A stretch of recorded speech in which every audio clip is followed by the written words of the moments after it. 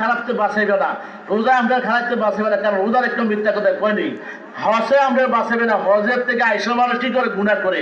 আমরা তাজকিয়া নফস যখন না হবে ততক্ষণ পর্যন্ত আমরা গুনাহ থেকে বাঁচতে পারবে না, ঠিক কিনা বলেন? দেখো ছোট্ট একটা উদাহরণ আমি শেষ করে দিচ্ছি, 10 মিনিট সময়।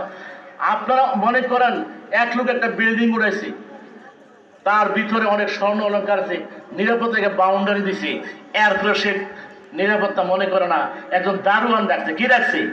হঠাৎ করে একদিন আওয়াজ উঠলো কি যে দারোয়ানও আছে, ঘরের ভিতরে চুরি হয়ে গেছে। আপনারা বলেন চান দারোয়ান থাকলে চুরি হইলো কেমনি? কেমন হয়েছে? অর্থাৎ দারোয়ান ঘুমাই রয়েছে। কি করছে? দারোয়ান ঘুমাই রয়েছে।